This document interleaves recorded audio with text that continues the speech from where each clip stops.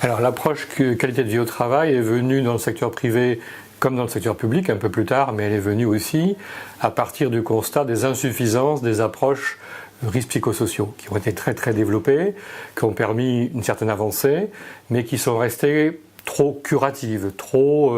en réaction face aux difficultés, aux tensions qui pouvaient exister, et pas assez en prévention, où les sujets sont restés, je dirais, du domaine des acteurs de la prévention, mais on a eu du mal à toucher vraiment les acteurs du changement en particulier, les changements qui continuent à se faire, et on a du mal à anticiper. Donc l'idée de la qualité de vie au travail, je crois que c'est de remonter beaucoup plus en amont possible, pour pouvoir conduire notamment ces changements, ces transformations, avec la prise en compte du travail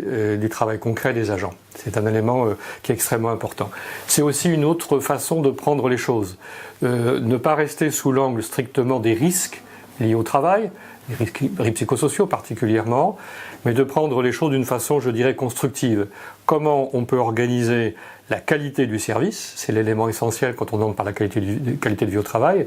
Comment peut-on organiser le service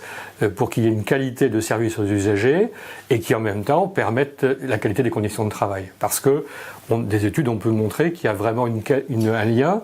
entre la qualité des conditions de travail et la qualité des soins, des activités, de la relation aux usagers. Donc l'idée c'est de plutôt travailler moins sur la question des risques du travail que sur l'organisation du service, la qualité des services aux usagers, en pensant et en pouvant montrer que en travaillant là-dessus, on favorise l'implication des agents et on favorise aussi leurs propres conditions de travail. On a beaucoup montré ça à l'hôpital, particulièrement dans le secteur hospitalier. C'est là où il y a le plus d'expérience